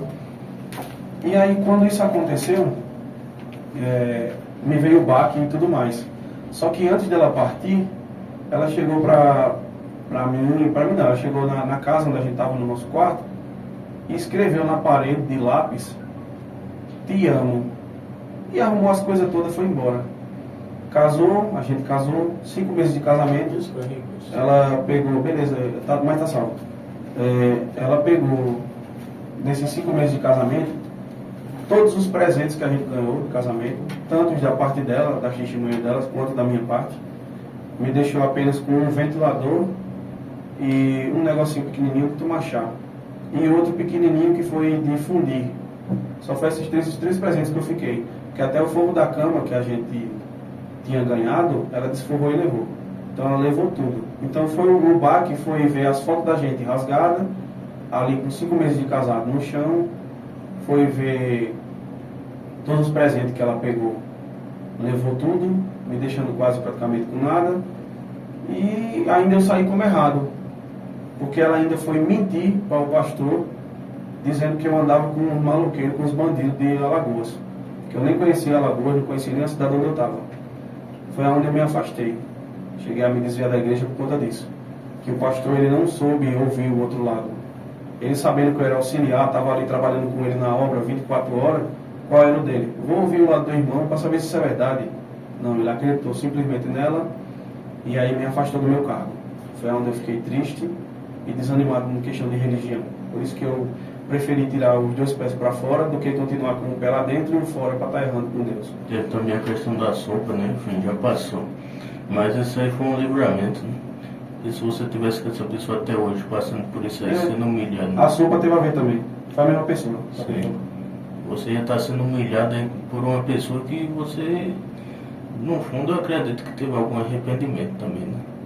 Porque você estar com uma pessoa e fazer isso, de uma forma vai deixar você desacreditado também, muitas coisas. E a pessoa, ela me deixou e depois em seguida, não tão rápido assim, mas logo em seguida voltou pro ex e casou com o ex. Aí hoje, falando atualmente, você se sente realizado, mesmo assim, idas e vindas, que relacionamento não é fácil, né? Como você sabe, mas hoje você se sente realizado, pelo menos por saber que tem uma pessoa que pode ser, tanto por você, tanto como por Cláudia também, sua mãe, que é Ágata. É aquela coisa, Yuri, questão de realização. Eu tenho hoje, como eu estava citando esses dias para minha mãe, a base. Minha base hoje, que ainda me mantém de pé, é saber que eu tenho Ágata como motivo de dizer assim, é minha filha, e eu estou ali, eu estou vendo ela, que me dá uma energia. Relacionamento a gente sabe como é, tem dia que tá bom, tem dia que não tá, tem dia que tá ruim, tem dia que a pessoa olha e diz assim, rapaz, o que é que eu estou fazendo aqui? Eu vou embora, eu quero sair daqui, eu prefiro sumir. E o que aconteceu, os traumas passados, desde a questão de casamento e tudo mais, e relacionamentos passados, que é onde chegou ao ponto da depressão, gerou também ansiedade. Então se junta a ansiedade com, às vezes, recaída da depressão que quer derrubar o cara, a pessoa se torna um cara vazio, pô, praticamente vazio, quase, né? Não tanto ainda, que eu tenho amor ainda dentro de mim, mas eu não é igual antes, eu vejo que não é igual antes. Hoje, se for para me falar a verdade para alguém que, tipo, tá me fazendo mal, eu vou e chego na cara da pessoa e falo, mesmo que aquilo vá magoar ela, vai doer, mas eu prefiro que doa na verdade, porque foi assim que me magoaram na mentira, né? Porque, querendo ou não, eu sou mole para isso. A pessoa vê um cara que nem eu, grande, deu a ver Douglas trabalhando na área de segurança, fardado, um padrão, um cara de sério, ele deve ser bravo. Não sou bravo. Não sou bravo de jeito nenhum. Sou mole também, porque cresci dessa forma. Minha forma de educação foi essa. Foi de ser carinhoso, atencioso com as pessoas e pronto. Aí, base para dizer assim, felicidade. Tenho, porque graças a Deus hoje eu ainda continuo vivo. Tentei várias vezes aí coisa contra mim mesmo. Quem está por dentro das coisas sabe. De todas as vezes que eu tentei isso. Minha mãe também sabe. Inclusive, uma das vezes ela presenciou isso e não foi muito bom. E aí pronto. Mas se Deus deixou que eu permanecesse aqui, então é porque Ele tem ainda plano comigo. E falando sobre felicidade, e agora o terceiro bloco, eu sei que você já teve tanta felicidade, né? Mas uma felicidade que está durando para sempre, como até hoje. Qual é a sua felicidade? Assim, felicidade, para dizer que hoje eu sou feliz, eu estou cheio de felicidade, essa ainda falta. Essa ainda falta ser completada, tem esse vazio ainda. E eu sei qual é a única felicidade que pode completar isso. Só que para mim tomar decisões, como eu disse, por impulso pelos outros, eu prefiro não tomar. E eu sei que, querendo ou não, mesmo eu sentindo esse vazio ainda dentro de mim, Deus está ali, sempre me olhando, sabendo que eu estou certo, porque eu não estou brincando com Ele.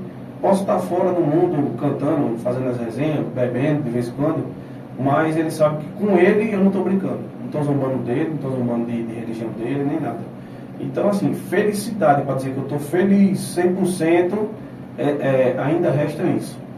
Eu tenho essa felicidade quase completada, porque ver minha filha aí do jeito que ela está hoje, e sabendo que o mundo, do jeito que a gente está, hoje em dia, as pessoas, qualquer negocinho quer ir lá e acabar com você, para mim é gratificante ver onde eu cheguei hoje, temos 34, tem minha filha, está vendo ela crescer, está acompanhando o processo de tudo, e aonde eu tive amigos também que já se foram mais novos, perderam a vida por conta que não escutaram o pai, outras vezes não escutaram até conselho de amigo meu, como um amigo meu que eu cheguei a...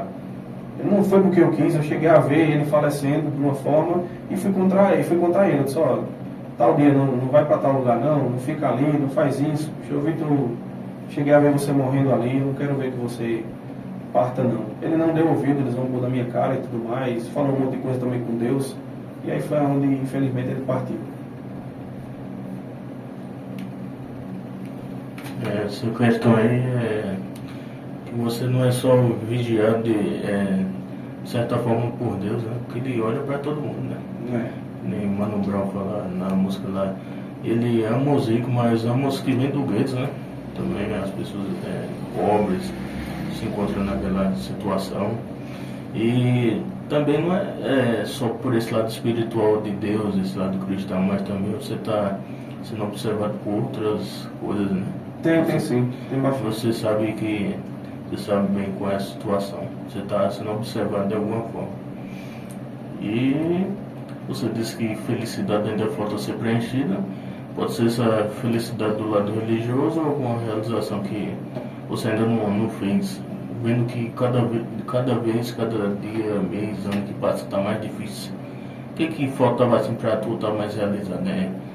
Encontrar uma pessoa realmente que você seja feliz de fato, não, essa pessoa aqui tá me fazendo sentir mais amor pela vida, mas me fazendo mais uma pessoa dedicada, alguma coisa assim. Eu acho que é aquela coisa, a questão da felicidade, primeiramente da gente, né, como é uma coisa própria, nossa, ela não depende de outra pessoa, ela tem que depender primeiramente da gente.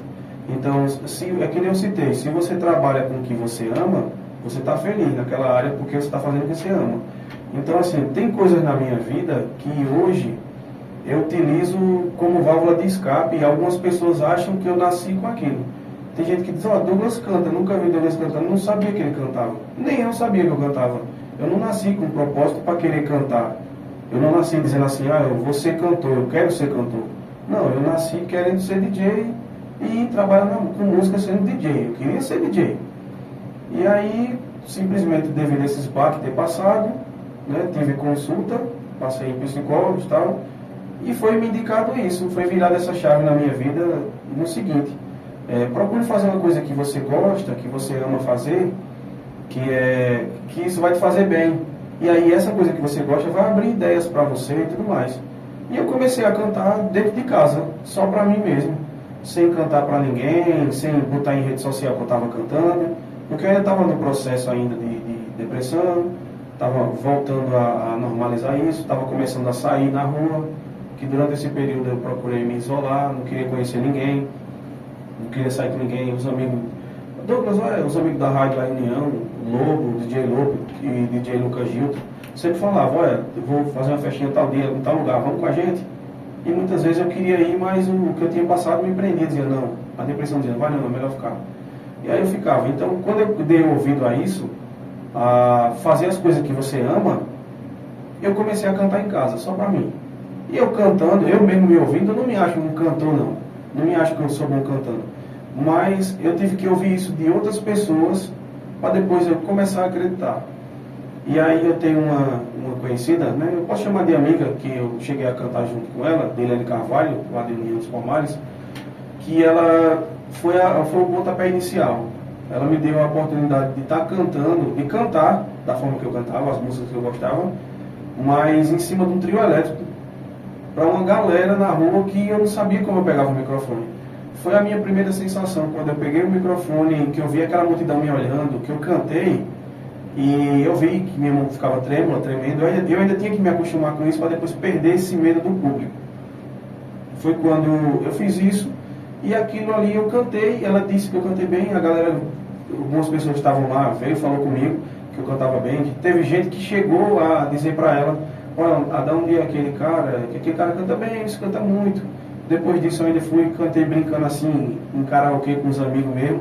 Teve gente que disse, olha, como é que eu faço para chamar aquele bicho para cantar? Achava que eu era cantor. Então eu comecei a ver um potencial ali numa vaga de emprego. Eu vejo o lado da música mais como uma profissão. Não para dizer assim, eu nasci com um dom, você cantor, você é melhor do que os outros, quero ter ônibus, isso, aquilo, que eu vejo muitos aí, querendo cantar, humilhando os outros, mas que começou do baixo também, querendo cantar, focando em eu vou comprar carro, vou comprar ônibus, vou comprar isso, vou botar meu nome bem grandão, vou botar minha foto bem grandona, fica se exaltando, se glorificando sozinho e esquecendo de Deus. Então, foi isso. O lado da música foi o que me deu esse start, me fez me afastar mais um pouco das ansiedades, de depressão também, e eu utilizo esse lado hoje da música como válvula de escape e graças a Deus está dando certo. Vou cantando ali nos cantinhos, sempre um chama, outro chama, e eu estou sempre aqui. Aí essa questão da música foi desde aquele último ocorrido lá que a gente foi a gente tava de boa, até por da igreja católica nova ali que a gente foi descendo, e a gente chegou numa situação de ir num velório, eu nunca vou esquecer isso aí. Foi. Que a gente tava sendo julgado num velório. Através ali. É complicado, né? A situação que a gente passou. A gente foi prestar os pés à minha família e a gente ainda foi julgado por estar lá. Mas é assim, pô, a gente, independente de estar fazendo certo aqui, a gente chegou num lugar onde a gente não tinha empatia por ninguém, porque não conhecia ninguém. Mas apesar do momento que a gente chegou lá e se comoveu com aquela cena, aquilo ali gerou na gente empatia. Então a gente começou a ter o sentimento pela a família da pessoa enlutada e também saber a dor que eles estavam sentindo. E tentando conformar ali, tentando confortar, quer dizer, com a palavra correta, né? Dando palavra de apoio, falando um pouco da pessoa, pedindo para a pessoa ser forte, mostrando que ia ficar tudo bem. Até de Deus a gente falou, mas a gente foi julgado naquilo ali que a gente estava fazendo bem, e ali julgado, e não só julgado, né? Teve pessoas que até chegam a ameaçar também, mas eu nunca vi isso acontecer. Então aquilo ali realmente foi aonde virou a chavezinha que mudou tudo. Questão de as pessoas não me aceitam porque eu explico bondade, porque eu espalho a bondade, porque eu quero ser bom, porque eu quero deixar uma palavra de conforto para uma família que perdeu alguém por conta disso. Então ali, naquele dia, foi a chave que realmente disse assim, então para que eu estou aqui? Eu estou vivendo aqui para quê então? Aí pronto. Aí foi o que aconteceu e por aí foi. Sim, aí a consulta vai através disso aí, né? A psicóloga. Não, veio antes disso. Veio desde quando eu morava em União dos Palmares. Quando eu fui abandonado lá, que me deixaram, lá eu passei psicólogo, foi a de lá que me alertou. Questão de cantar. Por isso que eu comecei de lá. Eu vim de lá com isso. Daqui eu não fui para consulta, que eu tentei ir. Só que as psicólogas só queriam me entupir de remédio. E medicamento não é bom não. Se fosse bom, a pessoa tomava uma vez só e ficava bom. Não precisava estar repetindo não. Aí a segunda pergunta que a gente vai fazer agora do terceiro bloco. E no próximo vamos fazer as considerações finais e encerrar. Beleza. Quem é Douglas? Dentro da pergunta. Douglas, o que é drogas? O que significa drogas? Quem significa eu? Né? O que eu significo? Para mim, eu vou falar para mim, depois eu vou falar a minha visão para algumas pessoas. Para mim, eu significo uma pessoa que poderia não estar aqui hoje, porque nasceu em um berço no qual já nasceu condenado, sem ter culpa, né? Consegui ainda, que eu acredito que foi Deus que botou a mão também, tá aqui hoje, né? Tem o êxito de ter a vida. E pra mim, eu sou uma pessoa que se eu puder ajudar, eu ajudo. Se eu tiver capacidade para ajudar, eu vou ajudar. Não meço dificuldade nem distância. Se a pessoa mora em outra cidade e precisa, às vezes, de uma ajuda minha, Douglas, você pode vir aqui, pode ser a hora que for, como o Denis já me conhece. Eu saio daqui de Cupira, vou a pé, vou para onde for, igual eu namorava com uma menina, que Denis está de prova, aí a gente saiu daqui de Cupira meia-noite. Eu disse, Denis, vamos comigo lá em Cruz, eu tenho um negócio para resolver lá. A menina disse que queria me falar uma coisa pessoalmente, não queria falar por telefone de jeito nenhum. Aí Denis disse, mas meia-noite, bicho, tu tem coragem mesmo? Eu disse, tenho. Quer dizer, era 10 horas. 10 horas, tem coragem mesmo? Eu falei, tenho, Denis. Pronto, depois vamos, levar aí. A gente saiu daqui de Cupira 10 horas da noite, chegou em Panelas meia-noite, andando devagarzinho. E de Panelas para Cruz, a gente chegou em Cruz às 3h30 da manhã. Né? Até a carreira dos cachorros eu levei, no meio do caminho da pista. Né? Até prometi umas coisas na hora do susto, foi Denis, lembra disso? Eu prometo nunca mais, vou pegar os doces da minha mãe. Minha mãe tinha uma vendinha. De vez em quando eu vinha aqui, aí eu pegava uns docinhos, um refrigerante, umas coisinhas. Aí pronto, aí depois que eu cheguei em Cruzes, mesmo para ouvir o que a pessoa tinha para dizer, ela tinha para dizer na minha cara que não me queria mais. Me fez andar isso tudo para dizer, é melhor a gente dar um basta e tá tudo certo. Aí no outro dia eu disse, não, Denis, apoio, não dá certo não. Eu passei por isso já, e a gente veio-se embora ainda, a gente foi e voltou, a gente não só foi não. A gente foi e voltou, não foi? A gente voltou, aí eu já fui voltando mais com palhaçada. Eu disse, não, agora eu vou ter que fazer alguma coisa engraçada para poder mudar esse foco de tristeza. Senão eu nem chego em Cupira e também nem vivo feliz. Aí eu disse, vou aproveitar que eu estou com eles aqui, a gente está passando a mesma dificuldade junto. Aí a gente começou a andar na pista e eu começava com os pontinhos, todo motorista que passava. Todo motorista que passava, eu estava mostrando a bunda pro motorista. Mas era só por um momento de descontração mesmo. A gente saiu de Cruz às 7h30 da manhã e chegou aqui em Cupira às 3h30 da tarde. A gente andou, viu? Tomou chuva, estourou o sapato, mas a gente chegou aqui. Foi na quarta-feira, a gente chegou aqui na quarta-feira de tarde ainda. Aí quando chegou que eu apaguei, pronto. Aí eu dormi um dia e meio, foi 2 dias. Nem sabia, só que quando eu acordei já era na sexta, um sábado. Mas para nunca mais sair, nesse lado de namoro, né? Em questão de você sair de uma cidade para outra para escutar de alguém. Nunca mais isso. Mas se for para ajudar, não é esse esforço não. A pessoa pode dizer, Douglas, eu moro aqui em Panelas, tu pode vir aqui me ajudar. Eu vou, se eu puder ir, eu vou de pé, se eu puder ir de moto, eu vou, se eu puder ir de carro, eu vou. Então assim, para mim, eu sou uma pessoa para ajudar. Quem me conhece sabe que eu ajudo, gosto de compartilhar um momento bom, um momento feliz. Fico meio sem jeito às vezes quando é para presentear, mas que eu não sei o gosto da pessoa. Mas eu chego aí e digo, toma, isso aqui é teu. Não precisa não, precisa sim, cala a boca. Aí pronto. Mas esse é eu, no meu ponto de vista. Agora eu, para algumas pessoas que não me conhecem, que não sentou para conversar comigo, para essas pessoas eu sou metido, sou playboy, que eu já ouvi muito por dizer que eu sou playboy, nada a ver. Que se for playboy porque eu tenho uma família boa, que cuida de mim, ou porque eu tenho acesso a muitos cantos, conhecimento de algumas coisas, eu nunca vi um playboy desse jeito. Eu vi playboy ter carro, ter moto. Eu não tenho carro, não tenho moto. O carro que eu tinha era um carro de mão. Mesmo assim, se perdeu-se com o tempo, enferrujou e já era. Tentei carregar frete. Carreguei uns 2 fretes uma vez, perdi a paciência. Peguei o dinheiro, que foi pouquinho, fui lá para Serrubim jogar. Aí, depois disso, entreguei o carro de mão à minha mãe, não queria saber de frete mais. Tentei vender picolé. Mas eu passava o dia todo no sol, vendendo os picolé, e o cara no final me dava R$2,50, R$3. E ele ganhava mais do que eu. Botava 100 picolé para eu vender, ganhava muito mais do que ele, me dava R$2,50, R$3, me explorando. Até chegar um dia que eu me abusei, peguei o carrinho de picolé, encostei no videogame, no dinheiro dos picolé que eu tinha vendido, fui jogar videogame e o restante dos picolé eu chupei e dei para os amigos tudo que estavam ali. Aí cheguei perto da onde era a sorveteria, botei o carrinho na esquina, falei, tá aí seu carrinho, obrigado, viu? Tchau. Aí pronto, aí até hoje. Para algumas pessoas que não me conhecem, eu sou ruim, eu não presto, eu sou invejoso, é isso, aquilo, outro, mas é engraçado. A pergunta que eu deixo para as pessoas que me julgam é o seguinte: como é que uma pessoa invejosa, que nem as pessoas falam, uma pessoa que não presta, uma pessoa que é playboy, uma pessoa que é isso, que é aquilo, outro, aos pouquinhos vai prosperando na vida? Se eu não presto, que nem eles dizem, se eu sou invejoso, que nem eles falam, porque o invejoso ele não tem que ter nada.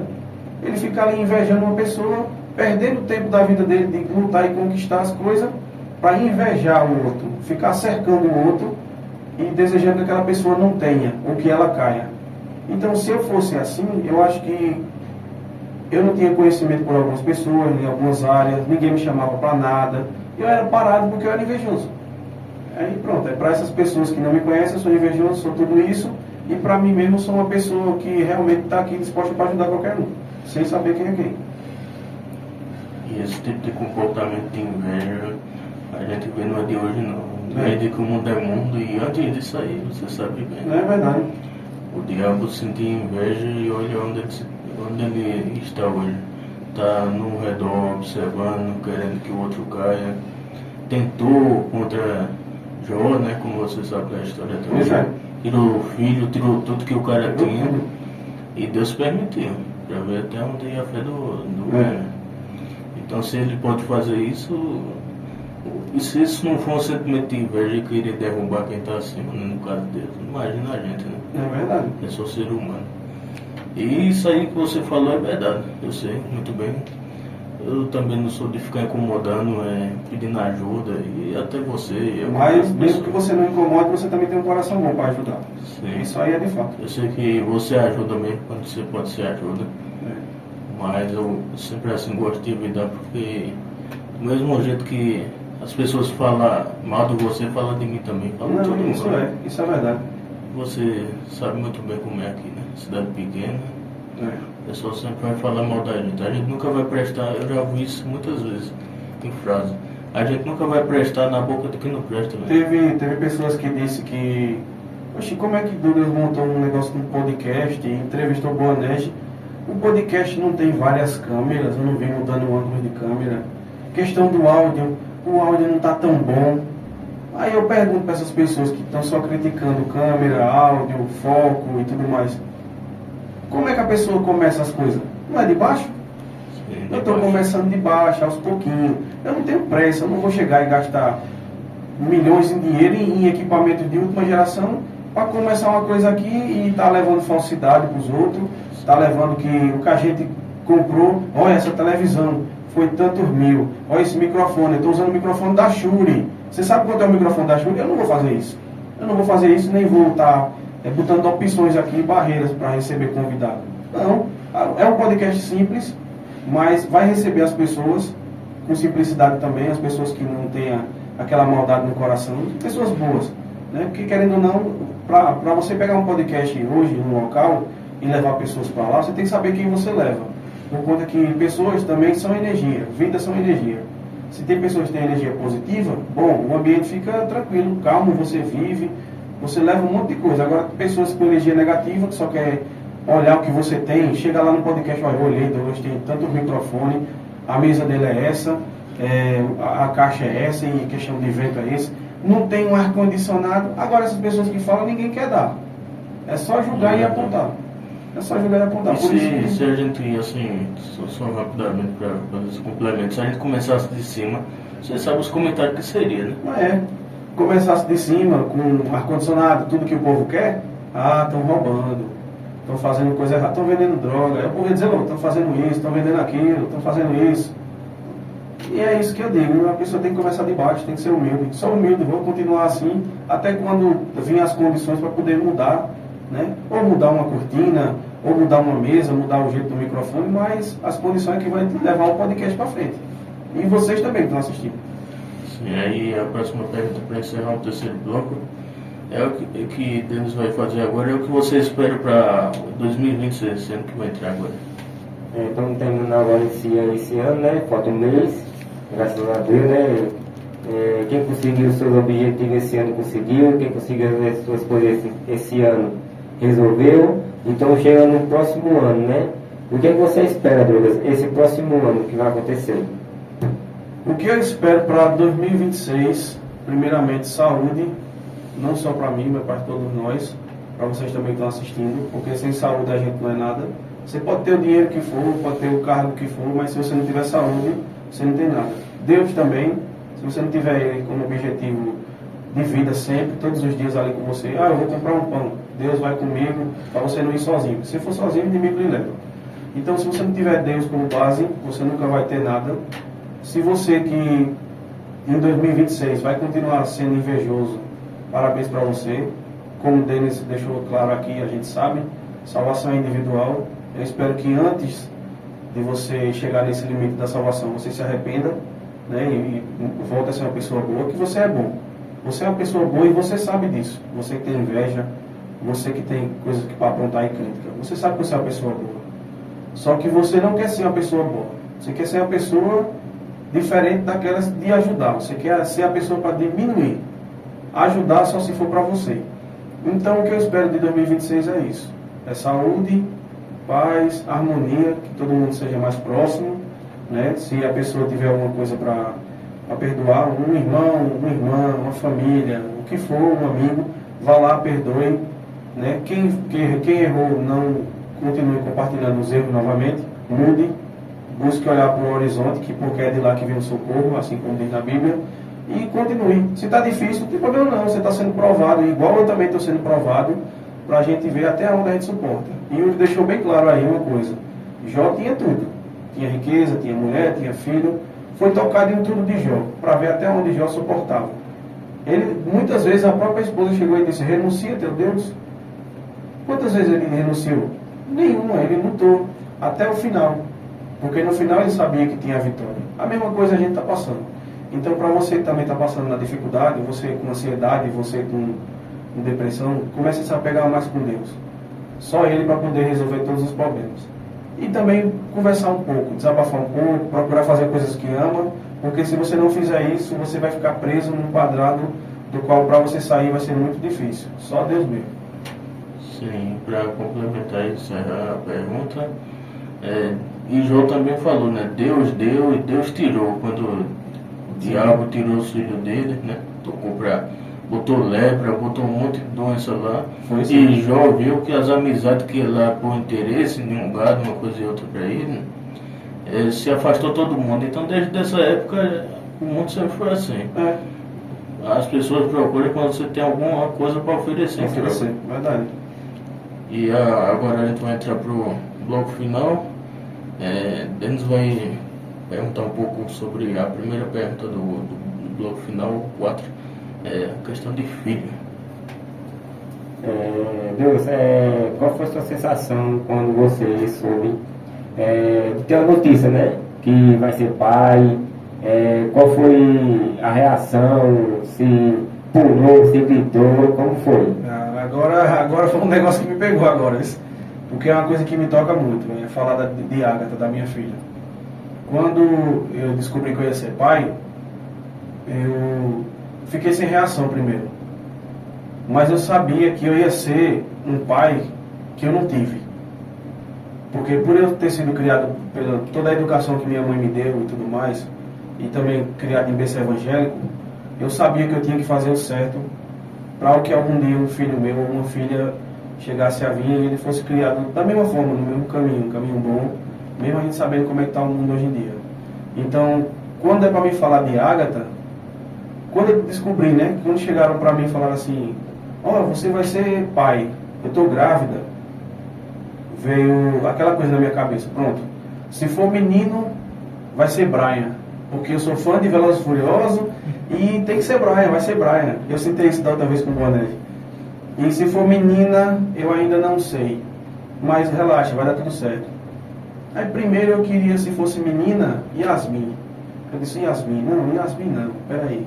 Aí junto eu disse a ela, disse, vê só, vamos escolher junto. O que é que tu acha? O nome de uma menina, se for menina.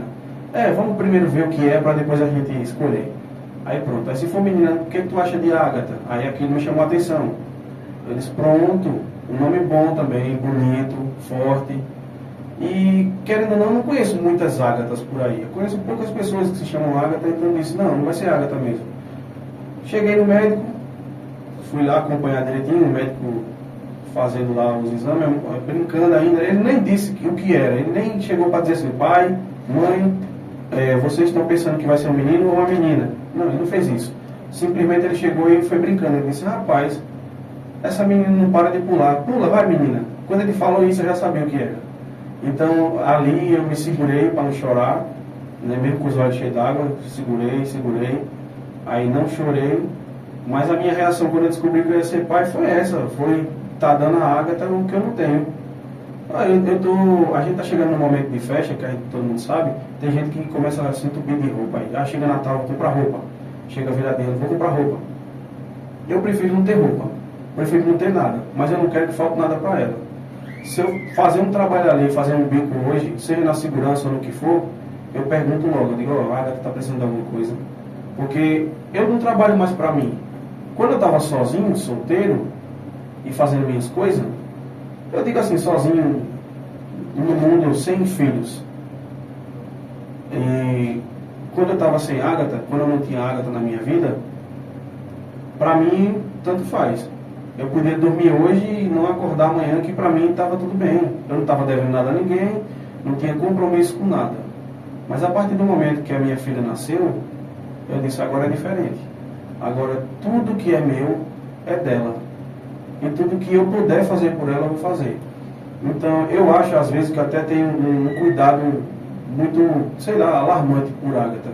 Que eu sei que é normal de criança correr, brincar, cair, se machucar. Mas Ágata cai, chora. Aí me dá vontade de chorar porque eu não quero ver ela chorando. Aí eu fico naquele negócio, meu Deus do céu, e agora? Vem cá, papai. Aí pego ela, igual hoje mesmo, ela escorregou aqui na área, aí bateu o queixo no banquinho ali, que cortou um pouquinho o lábio, aí ficou saindo um pouquinho de sangue, aí eu fiquei preocupado. Eu digo, mas rapaz, que é isso, papai? Venha cá, venha. Aí acalmei ela, que ela gosta muito de gelo. Aí ela disse, pedinha, papai, pedinha. Aí queria pedinha, que é as pedinhas de gelo. Aí eu peguei uma pedinha de gelo e dei a ela. Ela pegou e ficou botando na boca e se calou. Mas é aquela coisa, quando eu recebi a notícia que eu ia ser pai, foi isso, a minha reação. Primeiro chorar e agradecer a Deus, porque eu realmente consegui o que eu queria, que era meu sonho. Tem gente que tem sonho de ter casa e tudo mais, eu não tenho esse sonho. Não tenho esse sonho de ter casa, ter mansão, não tenho isso. Meu sonho era só ter uma família. Porque eu queria provar, não era para ninguém, era para mim mesmo, que eu não ia ser o pai que eu tive, que me abandonou, e nem a mãe que eu tive, que me abandonou. Eu ia ser um pai que ia estar ali com meu filho. Se fosse para dividir um pão para ele, eu ia dividir. Se fosse para tomar a mesma água, eu ia tomar um pouquinho e dar mais a ele. Então, é aquela coisa. Para mim é isso. Eu não gosto de tocar muito dessas de Ágata, que isso me deixa mole demais. E eu não quero chorar, não. Quero não. Você está certo com isso aí. A gente compartilha um pouco do mesmo sonho. Não só do sonho, mas das histórias também, que é muito semelhante. Eu tenho minhas dúvidas também, mas enfim. É isso. A gente tentar proporcionar o que a gente não teve na questão de, principalmente, de se abandonar, né, largar. E você imaginar nessa situação você ter que dar Ágata para doação porque não tem condição de criar. Não tem condição de criar jamais. É triste, cara. Isso aí não é fácil não para qualquer pessoa passar por isso não. A gente sabe muito bem como é isso, né? E que não é fácil, você sabe, eu sei. Não é fácil. E os que foram criados pela mãe que teve mesmo e que era mãe de verdade, né? Tudo bem, tem que ser grato até o último dia de vida, pô. É verdade. Não pela situação que a gente já passou, né? Sofreu, enfim. Agora, tu tem algum recado para dar aí pro pessoal que está assistindo o podcast, tanto na questão de família como trabalho, de uma forma geral aí? Um recado que eu tenho para deixar a todas as pessoas que estão assistindo é o seguinte, que esse ano está se acabando, então não dá mais tempo você dar aquela mudada, aquela virada de chave se você ainda está querendo. Mas que você comece o ano que vem sendo uma pessoa melhor. Quando eu falo ser uma pessoa melhor, não é só para você, só pensar em você, só querer ter as coisas. Seja melhor, seja uma pessoa melhor para você, para sua família. Se você tem filho, para os seus filhos. Ah, Douglas, eu tenho um filho, mas eu não convivo com a mãe dos meus filhos, eu não tenho contato, eu só tenho contato com meus filhos, é difícil eu ver meu filho lá e eu cá. Tenha calma, tudo é no tempo de Deus. Eu entendo o que você passa, questão de convivência com o filho e tudo mais, de ter e não ter a mãe da criança perto, de estar ou não estar na mesma comunhão e tudo mais. Eu entendo perfeitamente. Então, o recado que eu deixo é isso. Não desanime, não procure tentar partir desse mundo antes do tempo, porque isso não vai aliviar suas dores. só vai prolongar mais ainda o seu sofrimento e ele vai ser eterno. E procure colocar Deus nas coisas que você faz. Às vezes é difícil, a gente está passando uma dificuldade ali, não tem força nem para sorrir. Imagina para pensar em Deus. Mas se você tem que botar Deus primeiro. Botando Deus primeiro, você vai sorrir, você vai fazer as outras coisas. Quantas vezes eu não já cheguei a entrar no quarto de gravar, ligar o som e falar para minha mãe, hoje eu vou gravar. Então eu vou estar lá gravando, quando eu sair de lá, aí eu almoço, eu faço as coisas. E eu cantar uma música, duas, e do nada vinha aquele aperto no meu peito, aquela tristeza, e aí eu desligar tudo e me recolher, e não querer receber visita nem nada. Mas se eu tivesse baixado a cabeça, não tivesse dado a volta por cima, eu não estava aqui hoje. Então faça também diferente, dê a volta por cima. O recado que eu deixo para 2026 é esse. É que você seja mais forte. Mesmo na pancada, para um vaso de barro chegar a ser um vaso de barro, ele é apenas barro. Ele vai ser moldado. Você também tem que ser moldado. Está apanhando, vai crescer. Não é para diminuir. Então não se preocupa não. E deixa Deus na frente que o resto ele resolve. Vamos agora para a terceira pergunta, né? Agradecimento, né? Deseja agradecer alguma coisa para alguém? Queria agradecer o espaço, né? Que eu não sabia que eu ia estar por aqui. A pessoa fica logo nervosa, logo de cara, fica com ansiedade. Meu Deus, é eu estou me vendo na câmera, o povo está me vendo, o povo vai dizer, Douglas é doido. Não, olha isso não. Queria agradecer pelo espaço deles também, Yuri. Agradecer a vocês pelas perguntas e tudo mais. E é isso aí. Agradecer a Deus primeiramente pela vida, pela minha filha, pela família que eu tenho aqui. Minha mãe está presente, mais um ano. E agradecer a Deus por tudo. Só gratidão. Aí a questão do teu arroba, teus arrobas, né, do Instagram, tanto de segurança privada lá do grupo de trabalho, como o teu aí, vai ter o arroba que vai passar na tela também. Né? Beleza, na hora, tranquilo. E agora chegou a hora de falar do próximo participante, né? A revelação do próximo participante. Tem o próximo participante aí, que logo mais vocês vão ficar sabendo, viu? Ele está aqui. Ele está aqui, só posso dizer isso. Ele está aqui e vocês vão ficar cientes que na próxima entrevista tem muita coisa boa para acontecer. Muitas histórias também, muito desabafo. E é muito bom. Eu estou falando do nosso participante aí, Yuri Ferreira. Vai estar marcando presença no próximo podcast aqui. E eu espero que todos vocês aqui assistam e entendam como é a vida. Que a gente sempre achava que o problema é só com a gente, mas nunca é. Tem pessoas também que passam pelos problemas e estão aqui para contar um pouco da história. Sim, sim.